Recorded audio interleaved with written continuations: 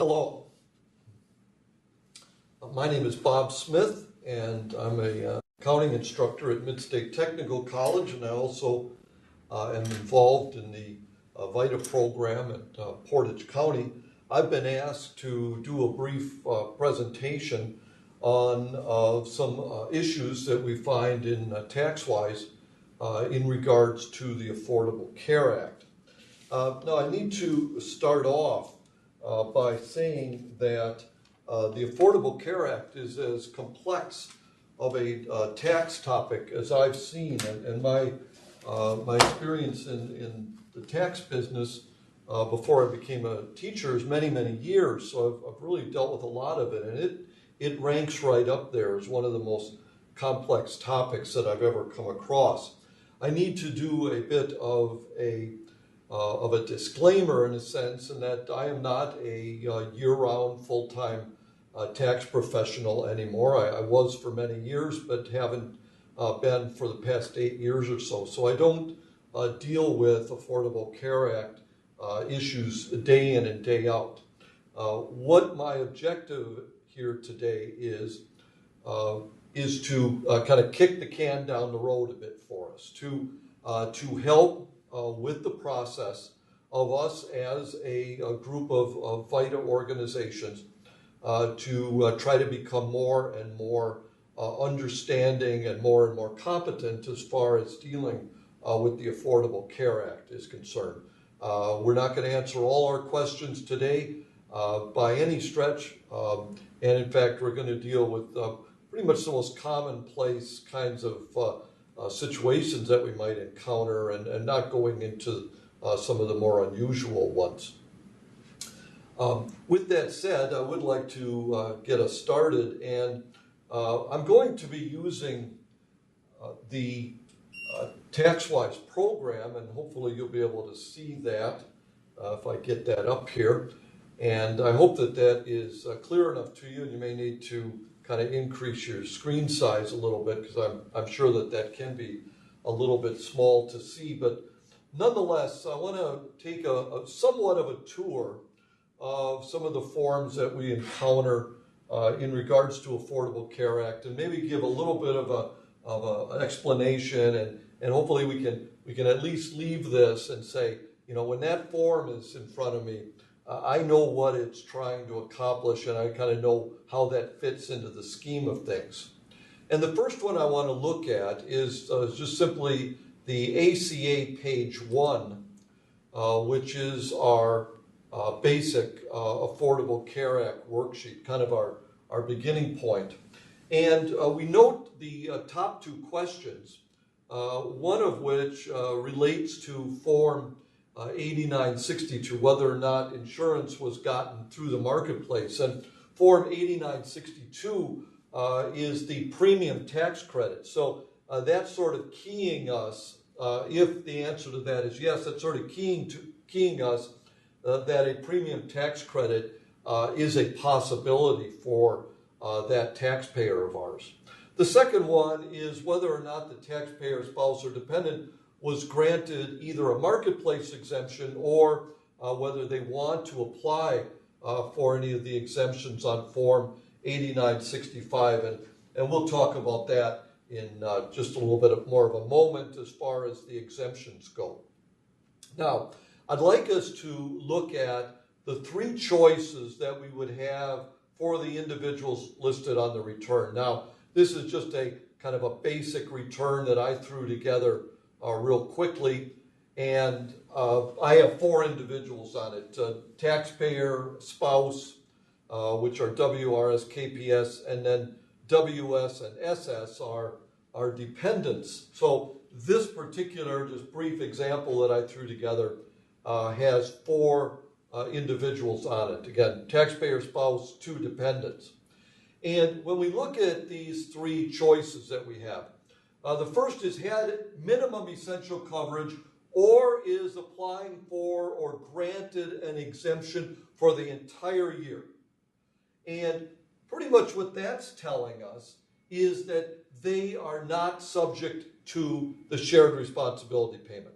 They either had coverage or an exemption all year and therefore no shared responsibility payment.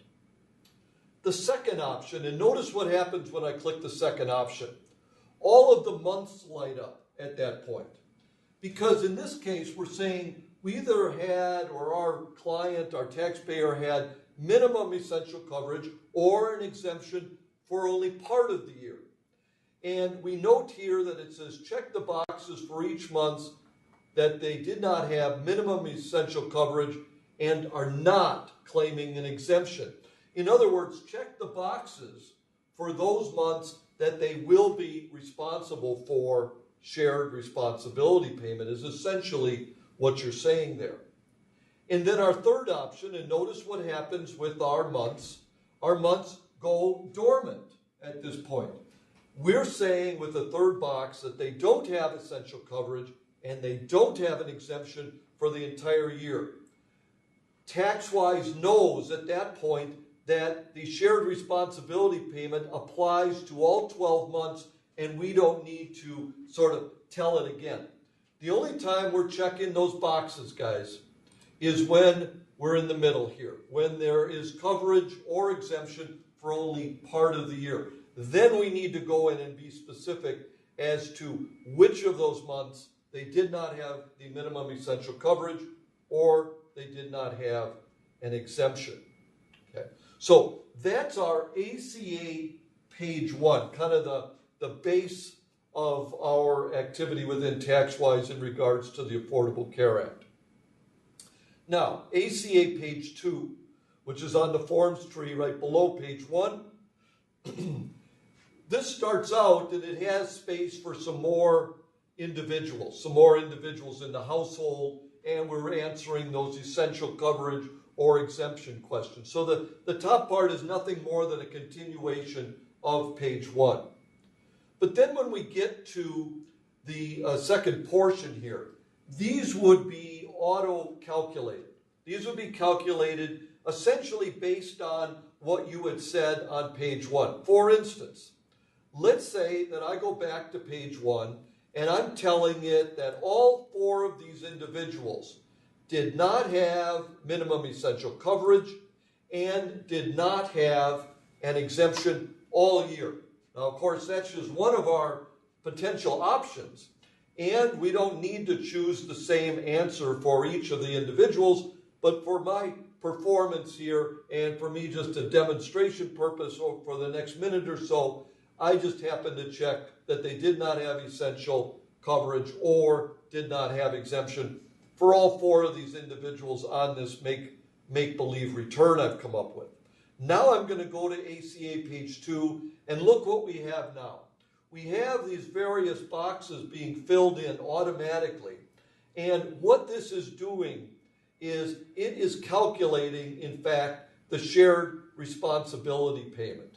Now, we see a red line here, and that's asking us to include income of any dependent who themselves is required to file a return. So if you had 2 dependents and they were, say, 4 and 6 years old, and they have no income of their own, which would be normal for people that young, wouldn't be always the case, because they could be recipients of a trust fund, or there could be some sort of payment that belongs to those young children. But usually young children like that don't have any income. They're certainly not required to file a return. We would just simply go there and do an F3, and that would get rid of that red box.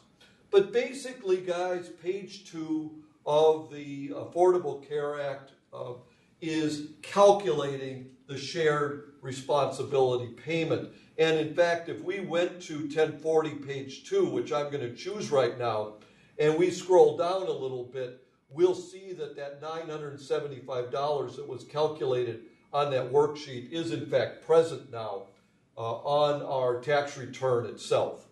Okay, that's ACA page 2. Now I'd like to turn gears a little bit. Remember that shared responsibility payment is due when 2 conditions exist. They don't have minimum essential coverage for any month or the entire year, and they don't have an exemption. So if we've got a taxpayer who does not have minimum essential coverage, our job then is to try to determine, to the best of our ability, knowing that some of these are complex and perhaps we might even consider out of scope. But by and large, our job at that point is, do they have an exemption? And I'm going to point us to, and it'll take me a little while for this to warm up, but I'm going to point us to our publication 4012, and it's page ACA 6. And what we see on 4012 ACA 6 is a list of exemptions. And again, I know that this is probably hard for you to see, but if you've got a 4012 handy, you could go to that page and it would be a little bit clearer. We essentially have three kinds of exemptions that are available under Affordable Care Act. The first is a household filing threshold exemption. And those would be, that would be recognized right here on the top. That would be the household threshold. And basically what that means is that either household income, which I think is defined pretty well on our publication 4012, either household income or their gross income being income that's subject to tax. If either one of those are below the threshold that is established for filing an income tax return, that in and of itself is an exemption. So the standard is the filing threshold, and again, publication 4012 has good tables that describe what those amounts are for the various taxpayers. Our threshold is filing requirement, and if either what we call household income is below it, or if gross income is below it, then that in and of itself is one of our exemptions. And that's a group, what I would consider a group of exemptions that I'll call the household exemptions. We also have the, and let's see, I want to talk about the individual exemptions. Now, those individual exemptions belong in this group here, and all the way down through this part right here. These are individual exemptions. As you can see, they have codes associated with them: A, B, C, D, E, F, G, G, and H. They're codes. And we're just going to talk about a couple of those. And we'll get to those a little bit later, but just to preview, we'll talk about the short coverage gap, which in fact I'll mention right now, and that is if the individual went without coverage, but it was for a period of less than 3 months, that's considered an exemption. That's considered an exemption. Someone with coverage 10 months would meet short coverage gap, and we really would be, it would be fairly straightforward for us, and we would indicate with letter A. In fact, I take that back, with letter B, sorry. The other one that I want to focus on is the coverage considered unaffordable. Coverage considered unaffordable. Before I go there, though, I would like to note that we in Wisconsin are, in fact, a state that did not expand Medicaid. So the exemption G, which says that their household income was below 138% of the federal poverty line, that one might be useful to us also. Now, as I'm saying these words, I'm thinking to myself that perhaps TaxWise may be assisting us in that regard. I'm not sure of that. You definitely would want to confirm that when you're doing the return, but it's possible that TaxWise is sort of aware of the fact that Wisconsin was one of those states. But if that's not the case, I would like you to be aware of that exemption G. Now, the other one, the other part of these individual exemptions is unaffordable. And we're going to spend really most of our time in the next 15 minutes or so talking about that. But before I go there, I want to point out the third group of exemptions. And that is this group down here. These are marketplace exemptions. And these are, frankly, kind of easy for us. because our taxpayer would have needed to have applied to the marketplace for an exemption and would have needed to have received an exemption certificate number, an ECN, from the marketplace for us to enter on the Form 8965. So we're not very challenged. They basically should be able to hand us something that indicates that they have a marketplace exemption. So just to review, we have our household filing threshold exemption. We have our individual exemptions, of which short coverage gap and coverage considered unaffordable are our main focus, with an eye that is given over to the fact that Wisconsin is a state that did not expand Medicaid and will want to be keeping an eye on 138% of the federal poverty level. And then, of course, we have our marketplace exemption. So let us turn to the exemption for what we would consider to be coverage considered unaffordable. Let's go to the screen that is labeled 1040 AFF, like affordable, and WKT, like worksheet. 1040 affordability worksheet. And we note that Part A determines what we consider to be affordability for this particular taxpayer.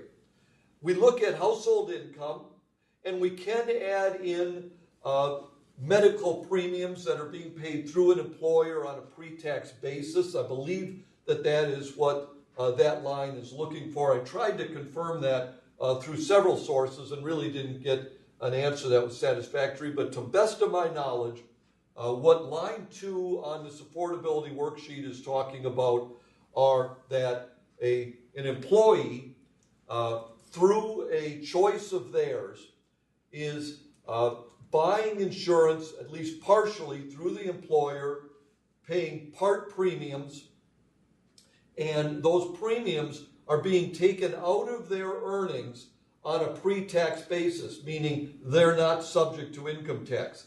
If that's the case, we do need to add that back in to household income to determine affordability. Affordability being 8.05% of household income. Now, let's look at Part B, and let's read some of this specifically. I'm going to start off, and I'm going to read specifically in regards to, if I can get this highlighted, well, it doesn't really cooperate very well with the highlighting, but it's the area that starts out, for each member of your tax household, and I'll read it.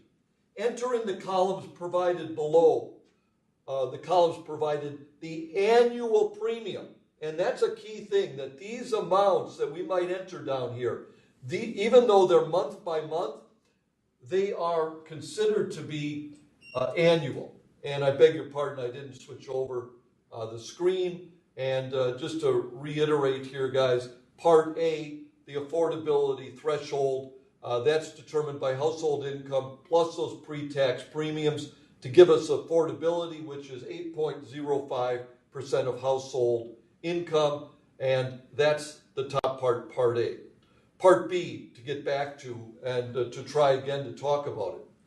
For each member of your tax household, enter in the columns provided the annual premium. So note that these amounts that are being entered here are not monthly premiums.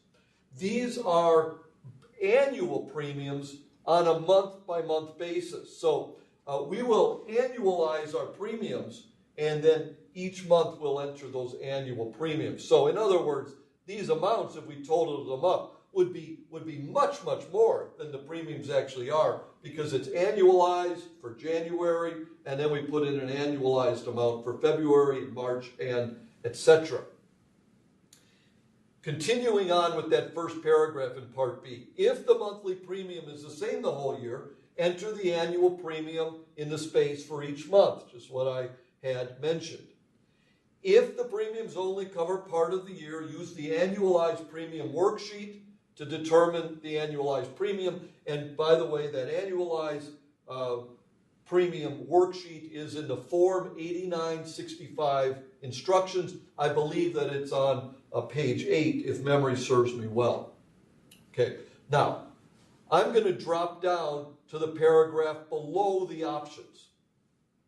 For each individual, coverage is unaffordable, meaning that there's an exemption for the month, is considered unaffordable for the month, and the individual is exempt if the required contribution amount, which we will figure when we look at options, is more than the affordability threshold.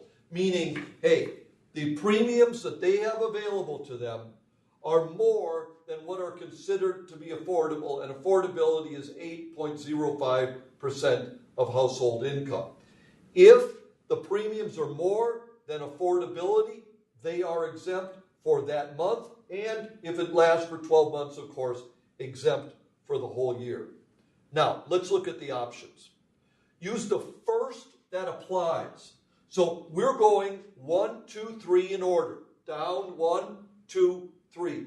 And the first one that applies, we're going to grab onto that one. And that's the one we're going to use to determine the required contribution amount.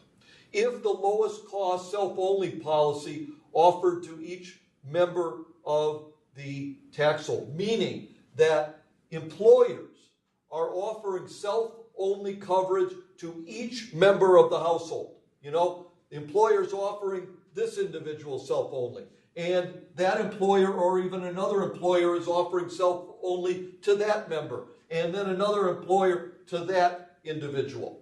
If that's the case, then we would use option 1, and we would basically determine how much the premiums are that the employer will charge for self-only, and that's our required contribution amount aggregated for the household. If that's not applicable, and note that it's for each member of the household. If just only one individual in the household has self-only coverage offered to them by an employer, we would not be using option 1. Option 2, the lowest cost family policy offered by an employer or spouse's employer. So in other words, we've looked and seen whether or not self-only is offered to everybody by one or more employers. If that's not the case, then we say, well, hey, do any of the employers out here offer coverage for everybody in the household? If that's the case, then we would lob on to option number 2 to determine our required contribution amount. So options 1 and 2 are coverage that can be offered to our taxpayer, the people we're helping, through an employer. If there is no employer coverage that's available, then we would go to option number 3, which is marketplace coverage affordability, meaning, hey, employers aren't assisting them here. Employers aren't offering. So these individuals need to turn to the marketplace to obtain their coverage. If that's the case, then we will go to another worksheet, and that is the marketplace coverage affordability worksheet. Now, this worksheet, there's really not a whole lot for us to do with it. We really basically just fill out line 1, which is lowest cost bronze. We would fill out line 10, which is second lowest cost silver, and then possibly we'd be filling in whether or not any dependents have any Social Security benefits, which, is probably going to be unusual. Now, to determine the amount of the marketplace, we're going to go to this website, healthcare.gov/tax tool. And we are going to use the tool that's available on this website to determine both the bronze, lowest cost bronze, and second lowest cost silver. And that tool works beautifully, and it provides it. www.healthcare.gov/tax-tool/ go to the website, and you should be able to get those premium amounts. Once we do this worksheet, and again, we don't really fill a whole lot into it, We will then get at the bottom of this worksheet an annualized premium amount, and we're going to use that. In fact, it will automatically be filled in for us right here as the amount from the marketplace coverage affordability worksheet, and that would therefore be used as appropriate for the various months of the year. Notice this. A person can be exempt for part or all of the year. They can have coverage for part or all of the year. They could be subject to a shared responsibility payment for part or all of the year. It's not an all or nothing prospect, folks. We really essentially look at this stuff on a month-to-month basis.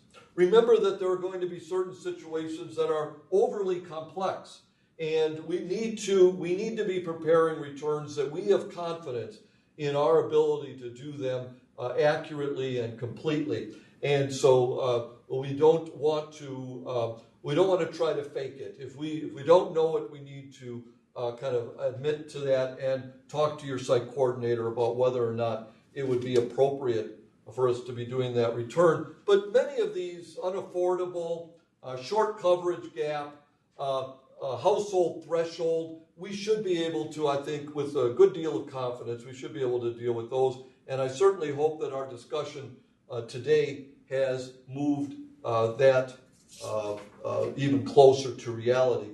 The last thing I'm going to show is it's from page 8 of the Form 8965 instructions, and that is the annualized premium worksheet. Now, I think I have a couple more minutes before I'm cut off here, and if I'm cut off in mid-sentence, the reason for that is that I only had a certain amount of time allocated on the system that I'm using, and therefore it'll just cut me off. But I wanted to see if we could find one other form here, and that is the 8965. And so I'm going to show that real quick here. If we're able to come up with an exemption, we want to go to Form 8965. Part 1 is where it's a marketplace exemption. That's where the exemption certificate number comes in. Part 2 are these household threshold exemptions, and tax-wise will be helpful to us at least for the household income part of it. And then Part 3 are these individual exemptions, such as short coverage gap, such as unaffordable, such as Medicaid expansion, and the other ones that weren't really talked about today. So 8965 is where the exemptions are going to be present. Form 8962 is premium tax credit, and what kicks premium tax credit is that they in fact did get coverage through the marketplace, and they brought us the appropriate form that shows the marketplace amounts on it.